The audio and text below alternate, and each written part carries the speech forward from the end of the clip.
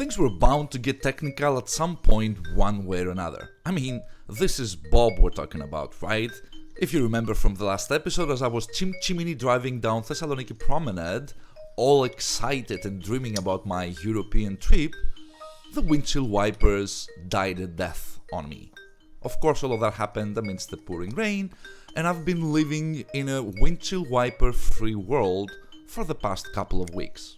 Unbeknownst to me, that was actually the harsh reality for pretty much every single driver out there before 1902, because that was the year that this super smart lady from Alabama, US of A, called Mary Anderson, came up with the brightest of ideas and actually designed the first ever working windshield wiper system as we know of it today.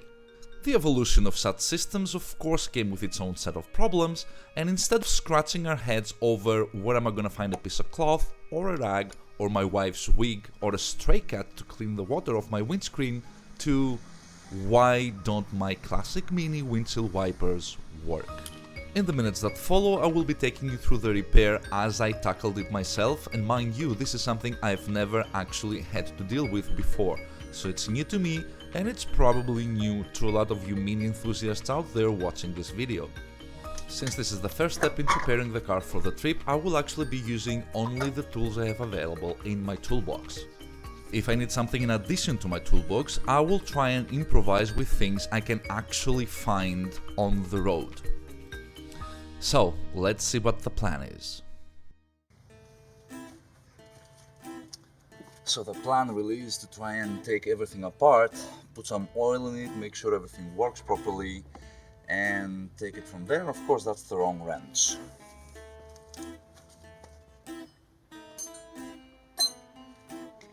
So now that I got me the correct wrench, let's try and see how to take this thing apart. Now the weird thing about this windshield wiper motor is that you can't really take the whole thing apart unless you remove the motor from its fixings, remove it from there, flip it over, and then dismantle the rear cover and dismantle the cable from in there. So that's exactly what I'm gonna do.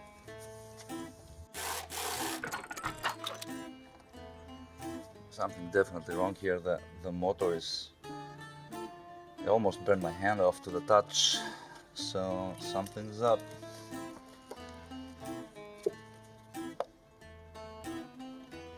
Shit, it's frying.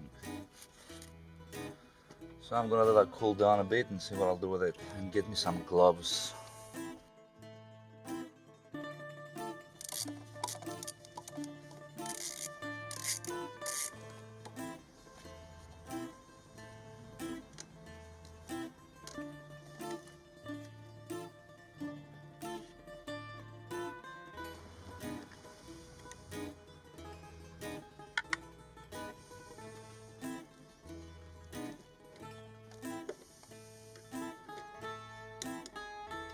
That's freed up. There you go. Nice and dirty. So the plan is now I'm just gonna hook it up and see if it works without the cable that actually operates the windshield wipers being attached, and see if it actually functions. So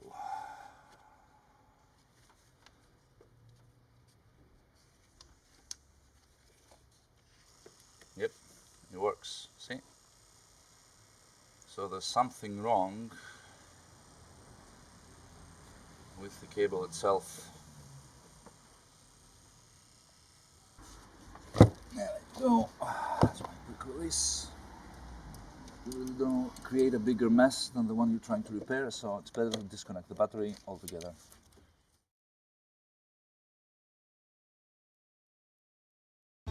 And of course, as is the case with classic minis, no matter how simple a task might look at first, it's actually quite tedious to accomplish because there's so much stuff always in the way. Here, for example, just to remove the cable rack, you have to take pretty much everything apart. Heating insulation, soundproofing, fuse box, looms, wiring, what have you, the brake pump's in the way. But with a bit of patience and perseverance, ta-da! And there you have it. Now we also that the motor actually works when I plugged it in. Power was flowing through and the motor was running just fine, so that's not the problem. The actual problem is here, and by the looks of it, and I don't know if you can see the pinion in here, it looks like the last time a human hand touched these was back in 1976 when the car was being assembled in Longbridge or something. Before I get on, it's always a good idea to use a magnet. I'm using a magnet from an old set of speakers. It will just cling on, and you make sure you don't lose all of your like bolts, nuts, screws, washers, and shims and whatever you might have. Because trust me, they're a pain in the butt to replace because everything's in inches. So make sure you get your little itsy bitsy tiny pieces in one place. So in an ideal world, I should be able to pull that with ease. See, that's the cable that connects to the motor. I don't know if you guys can see that. This is basically the foolproof design of the system. Unless you use the connecting rod, the cable won't fit the rotor. No, of course not, silly George. That part goes there and this one goes here. Yep. Moves up and down, has this movement, and makes the windshield wipers turn.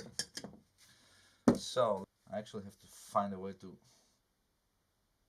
unclog them. There's so much rust and gunk and dirt and old grease in there. It's not even funny. Right.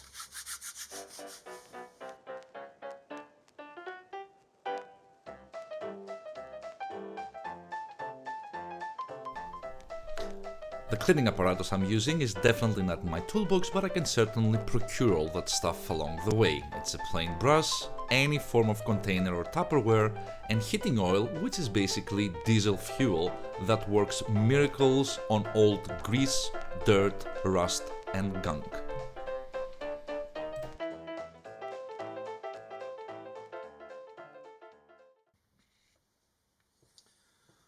Alright, so I've pretty much taken everything apart, cleaned everything up as best as I could, and the problem was found in one of the post shafts. See, this one turns super freely as the cable moves back and forth in a reciprocal motion, so to speak, and turns the wipers. Now this one was seized up completely. It was impossible to move, so I had to take it apart, remove the gear, clean everything up. But now, ta-da!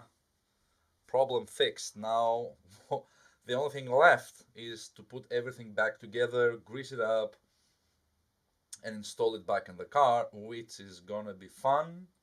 I'm just being sarcastic. It's getting a bit too late. It's starting to get dark. I don't have any more time for today, but I'm gonna carry the rest of the installation tomorrow morning. But I'm gonna try and save me as much time and work I can today and have a head start for tomorrow. So I'm gonna reinstall everything back the way it was. So first things first, I got this part, and this one goes on like that. Yep. I'm just gonna make sure I put grease in there. It's oiled up already, so I've put oil on the shaft here, and you just rotate the shaft till all the oil moves all the way down, and you got a nice comfortable spin. In greasing up the gears, you can ideally use waterproof grease. I'm actually using CV joint grease because that was the one I had available at the time. Clean up the steel tubes as best as you can and grease them up at both ends. Once you're done, grab your front plate with the shaft, place one tube on one side and slide the back plate over. Then get the next tube, put it in place, and slide the back plate over the two studs. Get your nuts in place, and you're done.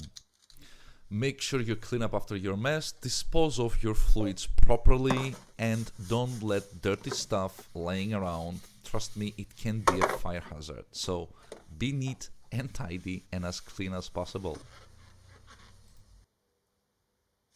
And see, that's how you get stupid. I installed this one the wrong way and it should go that way. And that's actually pretty easy to happen, so pay attention in marking which way what goes in. Let's start fitting the bugger in there.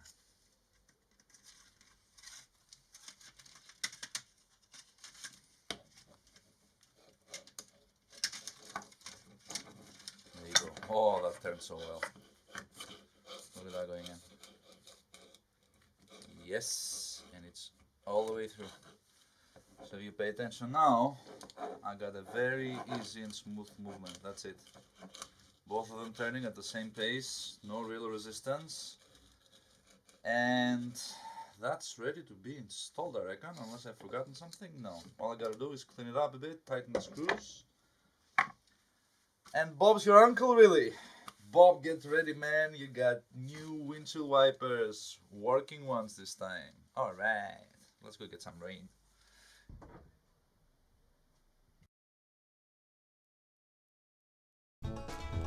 If there's one thing worth mentioning at this stage is take care not to destroy the threads on the posts. Let me repeat that. Do not destroy the threads of the wiper posts as you install them on the car. They're made up of this super soft, I think it's an aluminum alloy or a lead antimony, I don't know what. It's very easy to destroy them, so be super careful. Installation at this point is pretty straightforward. Place the connecting rod at the proper end of the cable rack. Install the connecting rod onto the motor. Put the washers in place and the safety pin. Make sure it doesn't go flying all over the place. And install the back lid. Put the screws in place, and once done, flip the motor over. Attach the main nut that connects the cable rack to the motor and tighten that without breaking it. Fix the motor in place and do a final check to make sure you haven't messed anything up. One very important check: shove your fingers deep down the carburetor throat and make sure nothing has fallen in there, because you will regret it.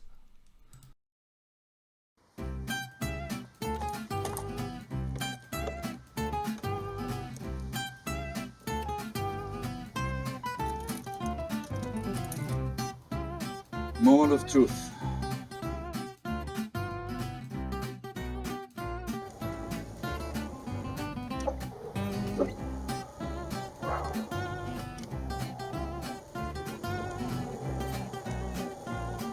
And finally, everything worked exactly the way it should. My cost? 2 half days of work, a bit of frustration, 4 coffees, 2 donuts, and a lot of fun along the way.